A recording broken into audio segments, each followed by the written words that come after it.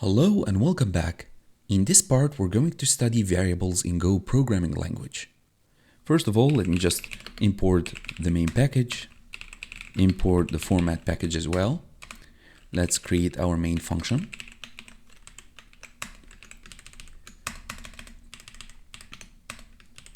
And now we are ready to write our code inside our main function. So in the last lesson, we have been introduced to the var keyword, and that's a reserved keyword to declare a variable. And as you have seen the last time, variables can be declared first and then initialized later. Like you would do, for instance, var mango, and that's of data type string.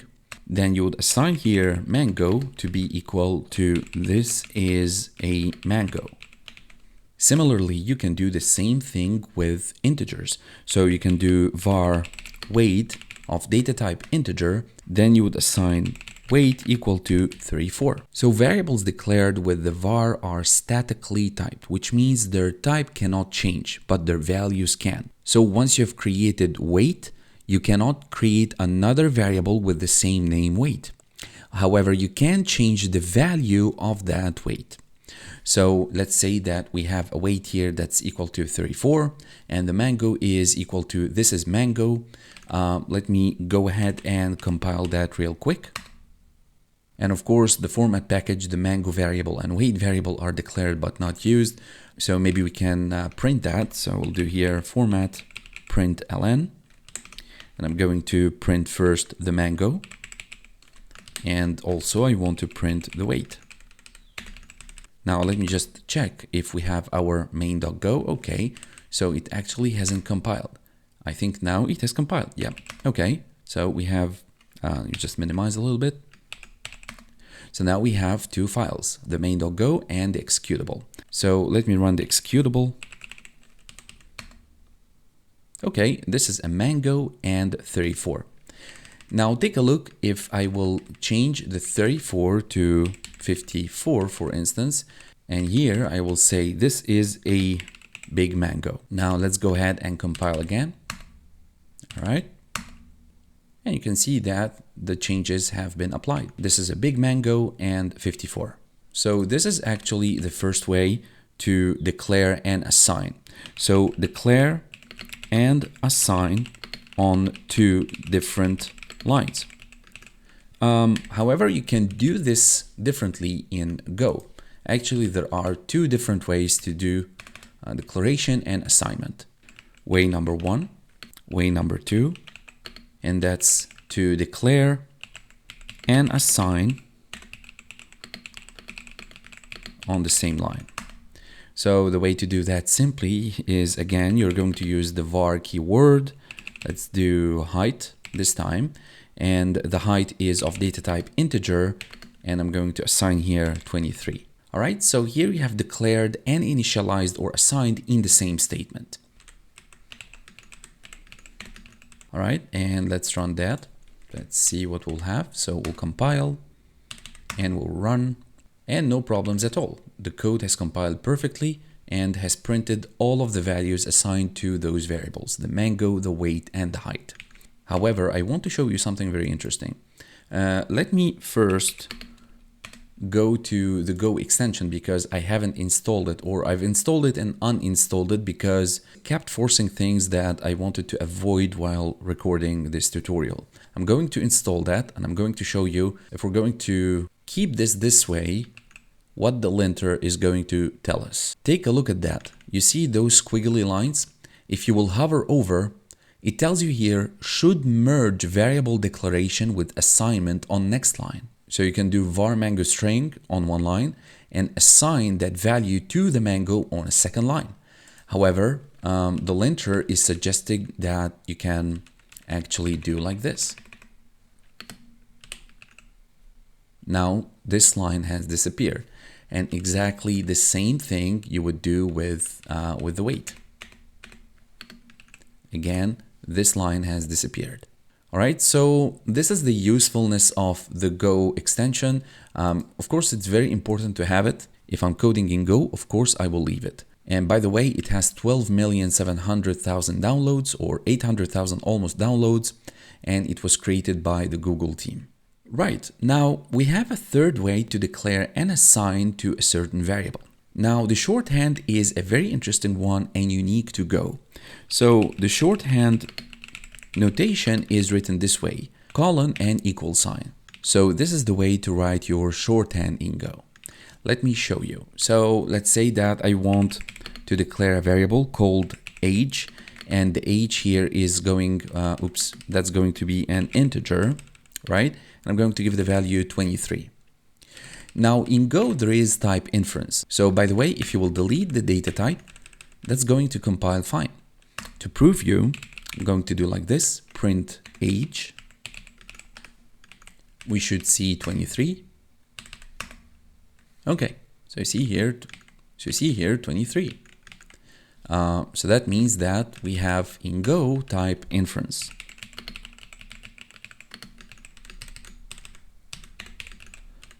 All right, but that's not the point that I wanted to show you. Of course, type inference is very important, but I wanted to show you the shorthand notation. So I'm going to, so maybe you can do like that. I'm going to comment this line out. Instead of writing this way, var age int equal to 23, simply you would do age with the colon equal to 54. All right, so take a look. It's beautiful, concise, minimalist, and simple. You're declaring the variable, which is age, and assigning to it a value of 54.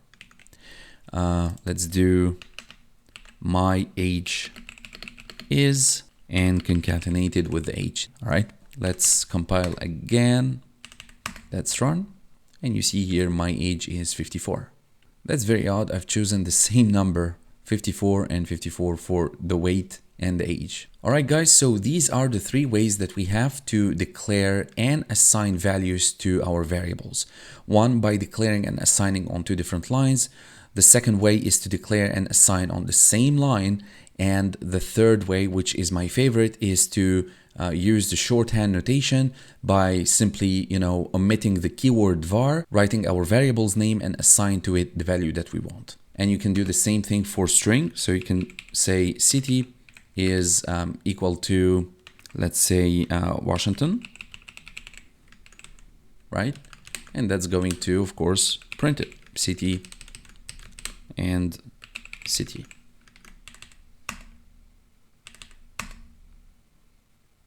Right? I've used print again, dot println. Let's compile that again and let's run it. Now you can see that my age is 54, my city is Washington. You started to see how simple and concise the Go syntax is. So you can do multiple declaration and assignment on the same line. So let's say I want to create two different variables. The first one is apples, the second one is oranges, and both are of data type int. And I can assign to those two different values on the same line. So you can do here 23 and again 54, 78, okay, whatever. Okay, so these are my two variables. Instead of doing things on separate lines, imagine you would do this using the first method. How many lines you're going to write, right? Here is simply on one line, and you can print them. So format.println, you can say here I have, and that's concatenated with apples. We say here apples, and concatenated with oranges, and printing oranges. Right, so let's compile, run. So you see here I have 23 apples and 78 oranges. We can add things, by the way. So let me declare this fruits, and fruits here is going to be apples plus the oranges, and we can print that format.println, and simply we can print the fruits variable, right? So we can do like this, or maybe you can make it like that. Okay, let's compile again. Let's run again our code, and you can see here fruits is 101. All right, let me give you another example for strings. So I can say here var Windows, Mac, and Linux that's of data type string, okay? And that's going to be equal to different values. So we have more than 2 values, right? You can do any number of variables on the same line. So you can do here Windows is okay. Next I would do Mac is meh, no offense guys. And again, \n, and the last one, Linux is the GOAT, right? And again with a new line, right? So this is another example of multiple string declarations, right? Now I can print those not using the format package with the println function, but using the simple print function, as we have used a new line after each sentence. So we'll say here Windows, Mac, and Linux. Okay, let's do like that. Let's compile and let's run. And we can see that we have appended a new line after each phrase. You will find this in almost all of the programming languages, so it's nothing new in Go. Now let me show you if I want to do static type declaration. So static type declaration. Again, I'm going to use the keyword var, and I'm going to give that variable x name, and that's going to be of data type float 64. And I'm going to give that a value of 20.5. Now you might ask yourself, so what's new? We have seen this before. Yes, but you didn't know that this is called static type declaration. The static type declaration means that the type is explicitly stated in the variable declaration, and you will not leave it to Go to do type inference.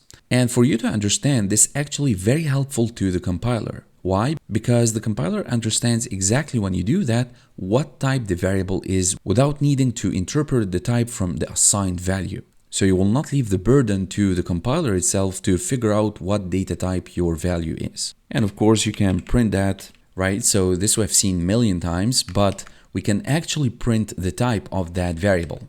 So for that, I'm going to use a new function called printf. So printf is another function imported with the format package. So we're going to do, let me just do like that, x is of type, and I will use the %sign t \n for new line, and I'm going to pass that x. Now if we will compile, if you will run, you'll find here that x is of type float 64. That in contrast to the dynamic type declaration, where we can actually infer the type of the variable from the assigned value, making the type declaration optional. And that we have seen it when we did the shorthand notation using the colon and the equal sign. And that makes the compiler work more to interpret which data type is your value. So let's say that we have a variable y, and I'm going to use the shorthand notation with the colon equal sign equal to, let's say, 89. And now I can do exactly the same. So I'm going to just make like that. I'm going to move them down here below. And instead of x, we have y, y, and y. So let's compile again. Let's run. You'll find that y is of type int. Now, the last type of declaration, guys, in this lesson is the mixed variable declaration. So let's say that I want to declare multiple variables on the same line. So A, B, and C.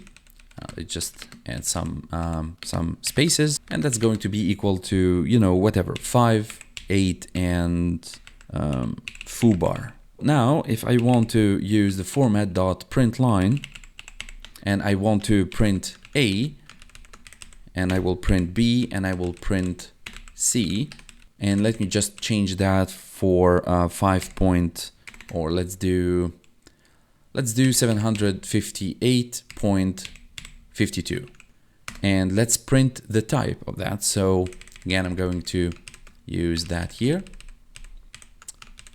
and let's check out together the output. So I'm going to compile again, run our code, and we can see clearly here that the Go compiler has done the type inference for all of those variables. So A is of type float64, the Go compiler has figured this on its own. The same thing for B as an integer and C as a string. Alright guys, so this was simply how to declare variables and assign values to those variables in Go programming language. Thank you so much for watching, and I will see you in the next lesson where we're going to study the constants in Go. Hello guys and welcome back. In today's lesson we're going to study constants in Go. So constants in Go are immutable values known at compile time, and they cannot be changed during the program's execution. So they can be of any basic data type like integers, floats, characters, or strings. And let me give you some examples. So the first thing, of course, that I've done is that I've imported the main package, importing the format package, and we have our main entry of our program, the main function. So you can use the keyword const to declare a constant. Now, a good practice when you declare your constants is by using your caps lock. So I'm going to say here name like that. And that's going to be of data type string. And I can say here John Doe, for instance. If I want to declare a price constant, so I'm going to say here price like that.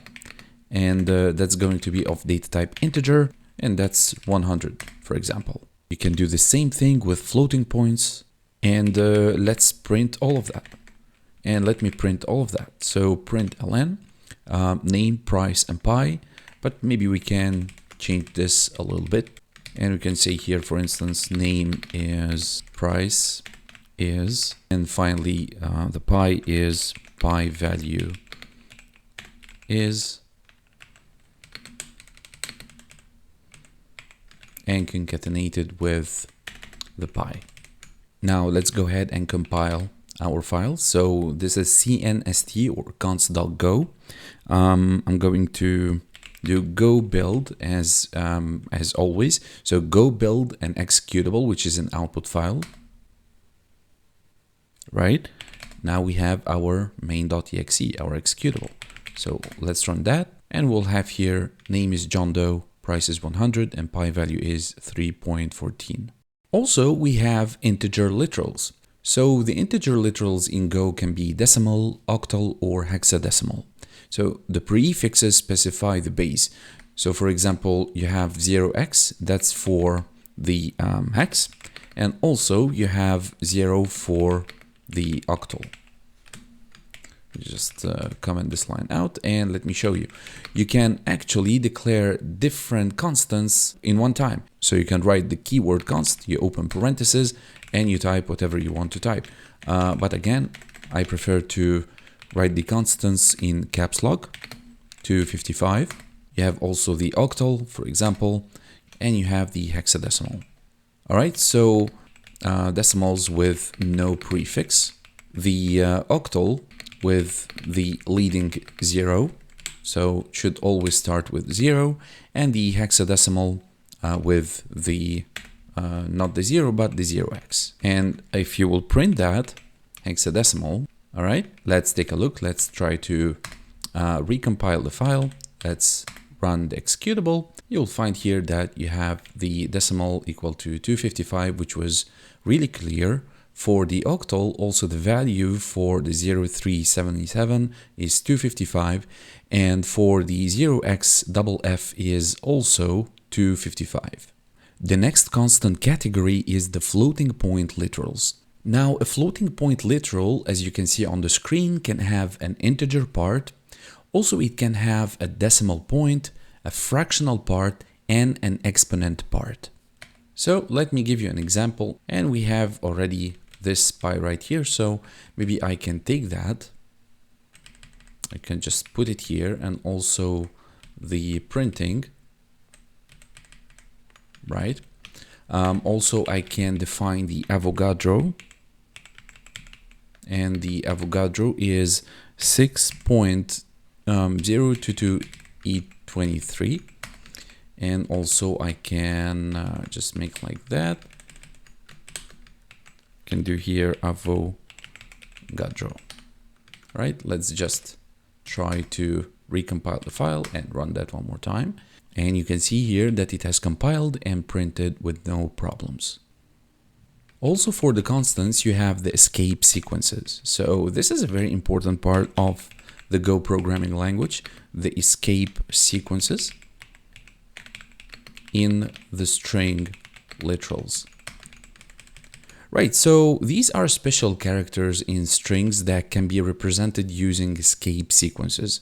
So for example, and this is one very famous example that you have seen it already, when you want to add a new line, you actually type \n to add a new line.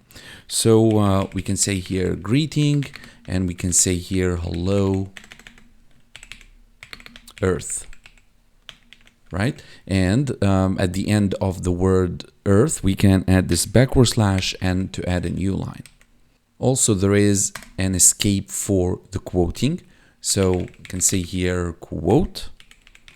And what I want to say is Go is simple as a quote, and the one who is quoting this is a programmer. And the way to do that is by having just \, wrapped in double quotes. And we can say here Go is simple. And don't forget another \, and you can say here a programmer, and also shut it with double quotes. All right, so let's try to print it out for the greeting and also for the quote. Let's go ahead and recompile that. Let's run the file, and you can see here that we have hello Earth. Appended to that a new line, then we have our quote. Go is simple. This is wrapped in double quotes, a programmer. Also, there was the alert or the bell. So the alert or bell, that's by doing this escape sequence with the \a. Let me give you one more. You can do line breaks. So line breaks, let me just declare this constant LB is equal to, let's say for instance, I with the \n am \n Batman with the \n again. All right, and let's just print that. So these are some of the escape sequences that are available in Go. Certainly you can browse the Go website and you can check out some of the escape sequences that are available. All right, so let's go ahead and recompile our file.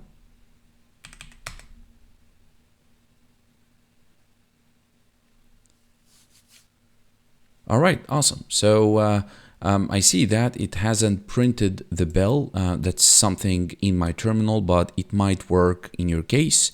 And for the line breaks, you can see that it has printed actually each word on a separate line.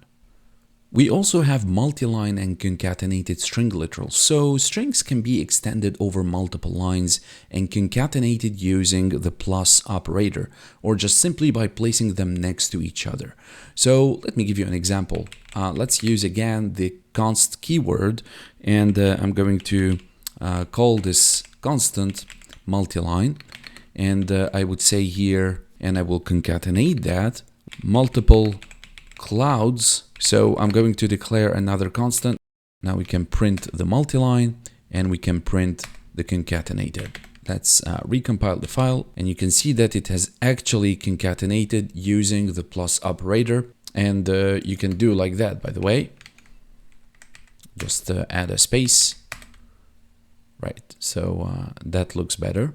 So constants can also be Boolean, indicating a binary state. So if you would do const active, for example, equal to true, and we can say the same thing for, let's say, ready.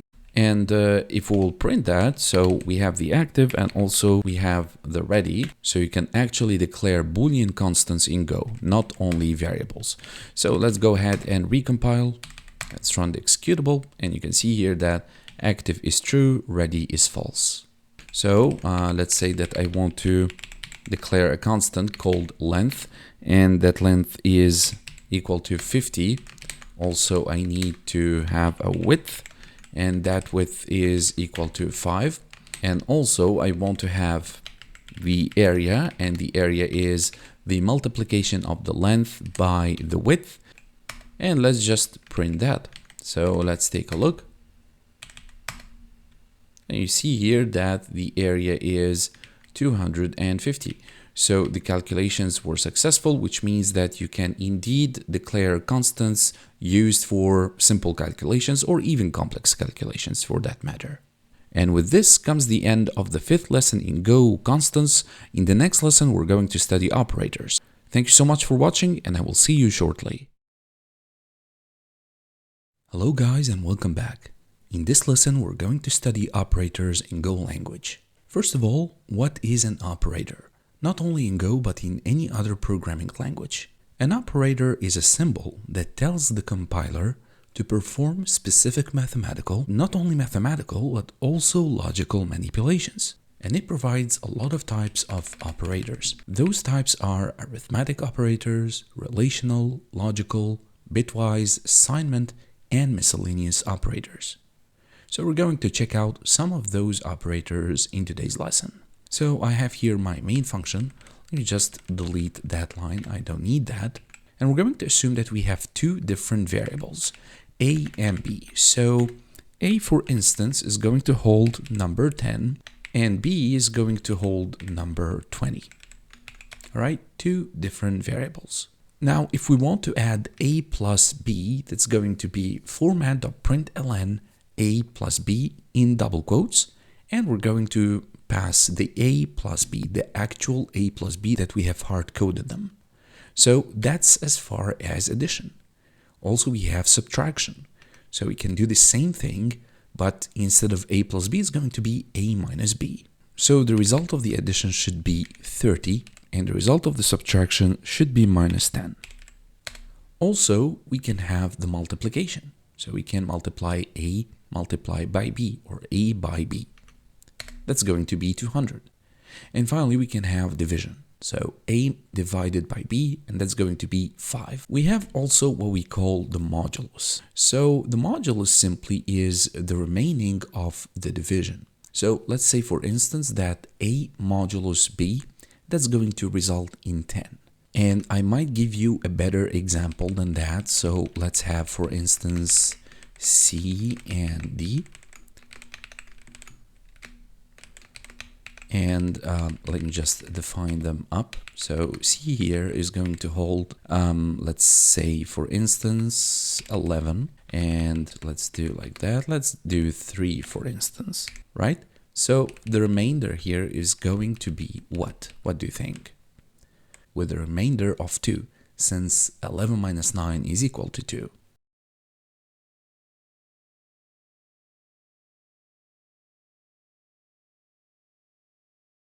Also, we can increment or decrement a certain variable by adding plus plus or minus minus. So in this case, we have a plus plus. So if you will do format println a plus plus and you will print the incremented variable, that's going to give you 11. And exactly the same thing will apply for the decrementing value. So we have incremented 10 by 1, so the result is 11, and then we have decremented that result by 1, it returned back to 10. So the original value of the a variable is 10, we have incremented it by 1 to have 11, and again we have decremented it by 1 to get again 10. All right, so these are the basic operators that we have in the arithmetic operators: the addition, the subtraction, multiplication, division, modulus, increment, and decrement. So before we move on to the relational operators, let me go ahead and check that file out with you guys. So you can see here that we have a plus b equal 30, a minus b minus 10, the multiplication 200, the division is 0, the modulus is 2, and we have here the incrementing 11 and the decrementing 10. Relational operators, what are they? Well, they compare the values of two different operands. So we're going to assume the same example, a and b. A is holding 10, b is holding 20. The first one is equal to. So we're comparing two different operands, a and b. We're going to check out if a is equal to b. Format.println, and we're going to check out if a is equal to b. Of course, the output is going to be false, right? Because a is not equal to b. A is equal to 10 and b is equal to 20. The second one is not equal to. So let me just copy that and put it here, and we're going to check out if a is not equal to b. A is equal to 10 and b is equal to 20. that means that A is not equal to B, and the result is going to be false.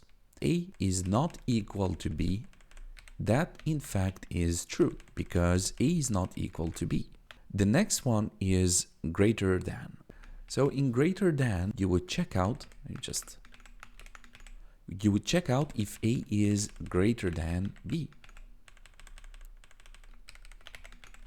And in this case, that's going to return false because B is greater than A. Also, we have less than. That's going to be exactly the same thing.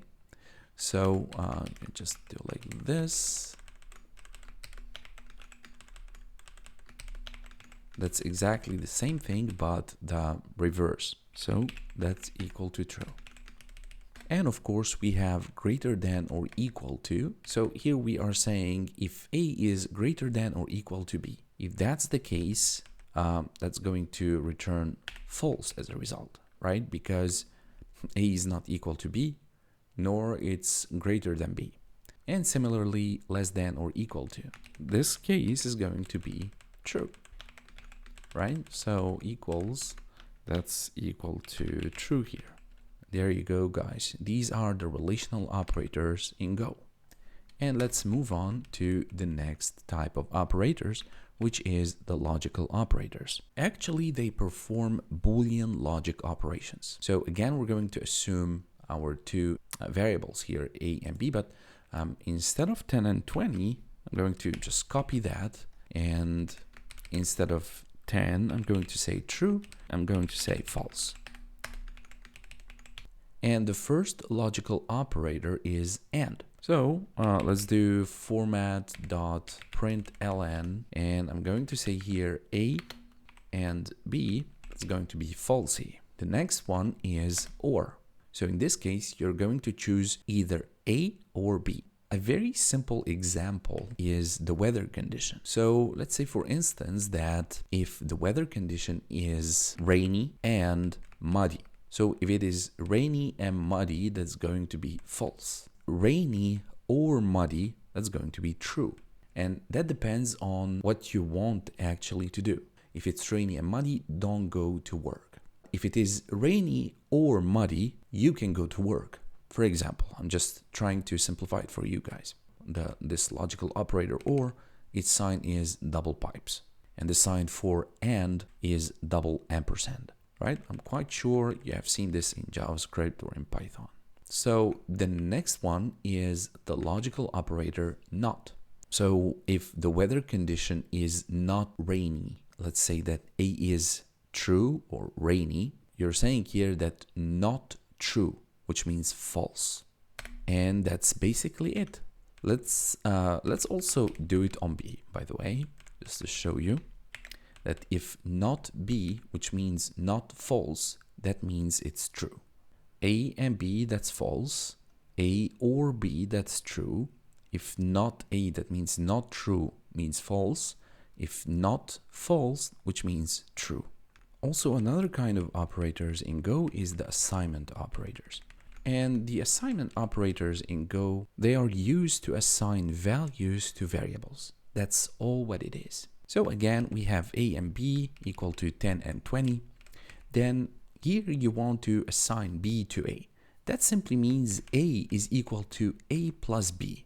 So you're actually creating a new value for A, which is going to be equal to 30. So you're overriding A by assigning it the value of B. And exactly the same thing for the subtraction. So A now is 30, right? Because initially it was 10, and after we have assigned it to B, it became 30. Now you can do 30 is equal to 30 minus 20. So 30 minus 20 is equal to 10. Let's take a look, and there we go. A plus equal to B is equal to 30. A minus equal to B is equal to 10. Next type of operators in Go we have is bitwise. So bitwise operators simply, they operate on the binary representation of integers. Let's take the first one. bitwise and assignment. So let's say that C holds the value of 30. And by the way, the 30 is 11110 in binary. All right. So to perform the 30 and 2, we're going to do the bitwise and assignment. So we want to perform that 30 and 2. The 2 is 00010 in binary. That's going to result in 00010. And that's going to result again in 00010, which is 2 in decimal. So the 30 here is going to become 2. So if we have 30 in decimal is 11110 in binary, we have also 2, which is equal to 000, there we go, 00010 in binary. If we're going to do the bitwise AND, you'll have the C as 2, not 30. And let's take a look to the first result, and there we go. The second one here is the OR, C OR 2. The output here is going to be 30. That's going to set the bits which are set in either C, which is 30, or 2. So the output is going to be 30. The bitwise XOR with this caret, so C caret 2 is equal to 28. NOT, that's going to be minus 31. And that's a very interesting one because when you will do this, the bitwise NOT, you're actually flipping all of the zeros to ones and all of the ones to zeros. And for the bitwise left shift, this one is very, very interesting. That's basically shifting the bits of C one position to the left. So you're multiplying actually the 30 by 2, which will result 60. And the opposite, that's going to be one position to the right, which is going to be 15.